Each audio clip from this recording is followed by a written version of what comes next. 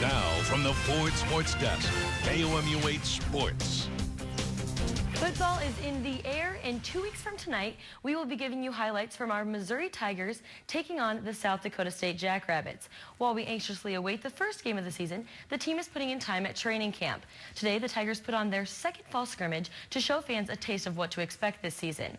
Mizzou's defense defeated the offense 14-12 in the first scrimmage and were on top of their game today, as seen by this tackle. But the offense was able to find their groove later. We have Marcus Murphy. He carried the ball down the field quite a distance in this part. He rushed for a total of 35 yards today and was one of 7 Tigers to rush for double digits on the day. Now, true freshman Ish Witter, being one of those 7 Tigers to carry in double digits, got down for a touchdown here. He had 2 touchdowns for the day with 9 carries total. The ball also saw some airtime.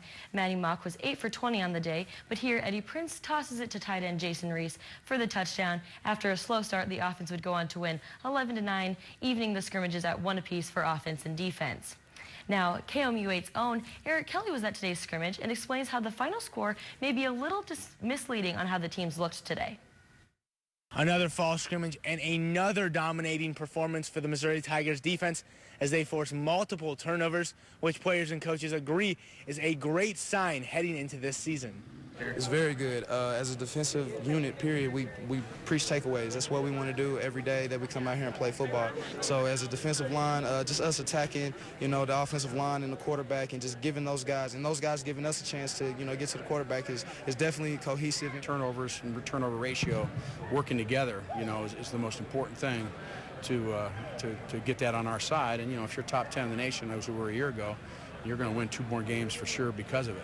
Takeaway win games. We got great cornerbacks. Kenyon Dennis, Ian Simon, Braylon, and Ariane. The Missouri D currently owns a 44-game turnover streak, the longest in the nation. And if this fall is any indication, I'd say there's a pretty good chance it'll continue this year. From Mizzou Fall Camp, Eric Kelly, KOMU 8 Sports. Now switching over to a team whose regular season is well underway, the Royals are currently in first in the AL Central Division, and with their upcoming schedule, it looks like they may be there to stay.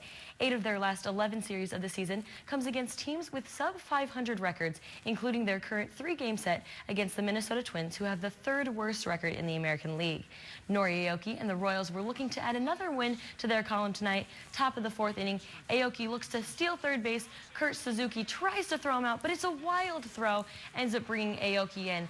The Royals go up 1-0 early on in the game. Bottom of the 7th, the game is going to be tied 1-1. Brian Dozier, he slaps a shot down the third base line. 1 run would score. That's a double for Dozier. Twins take the 2-1 lead. The Twins added a few more and go on to win this one 4-1, ending the Royals' win streak at 3 games.